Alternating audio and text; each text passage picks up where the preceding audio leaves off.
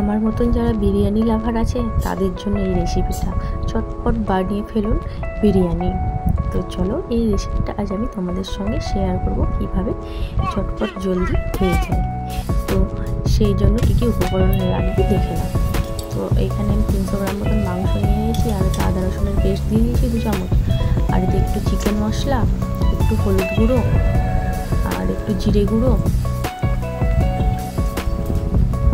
আর জিরে গুঁড়ো একটু দিলাম লাগবে বলে, আর একটু লাল লঙ্কা গুঁড়ো, আর এটা হচ্ছে গরম মশলা।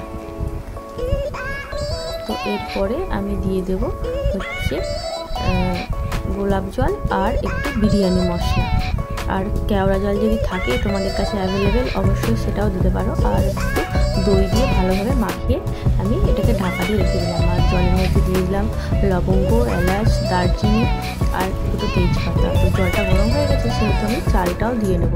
তো চালটা দিয়ে দিয়েছি, দেখো আমার চালটা সিদ্ধ হয়ে গেছে। চালটা কিন্তু আমি 70% সিদ্ধ করেছি। তারপর পেঁয়াজগুলোকে আমি ভেজে নেব। চালটাকে কিন্তু ভালো করে জল থেকে ছেঁকে তুলে নিয়েছিলাম জল না থাকে, কারণ তাহলে ঝরঝরেটা হবে না। তো পেঁয়াজগুলো আমার ভাজা হয়ে গেছে, অর্ধেক পেঁয়াজ বেরেস্তার জন্য তুলে নেবো আমি। তো অর্ধেক পেঁয়াজ বেরেস্তার জন্য তুলে নিয়ে তারপর যেটুকুন বাকি ছিল সেখানে আমি জল দিয়ে দিলাম, আর সেই জলের মধ্যে কিন্তু আলু সিদ্ধ করবো। এটা যে পেঁয়াজের রসে আলু সেদ্ধ হয় না, অপূর্ব টেস্ট লাগে। আর অল্প করে হলুদ দিয়ে দিয়েছি। তোমাদের কাছে যদি কাশ্মীরি লঙ্কা থাকে সেটাও দিতে পারবে। তো আমি কাশ্মীরি লঙ্কা দিইনি, হলুদটা দিয়ে দিয়েছি। এবার আমি বেছে বেছে আলুগুলো তুলে নেব, আর যে পেঁয়াজটা আছে সেটাই রয়ে যাবে। এখানে আমি মাংসটা যেটা মাখিয়ে রেখেছিলাম আগে, তো সেই মাংসটা এর মধ্যে দিয়ে ভালোভাবে আমি কষাবো এই মাংসটাকে। তো অল্প একটু জল দিয়ে নিলাম, যে বাটি ধোয়া জলটা। এবার মাংসটাকে ভালোভাবে কষাতে পারবো। ততক্ষণে আমি এই দুধের মধ্যে একটু স্যাফরন দিয়ে কালারের জন্য রেখে দেবো।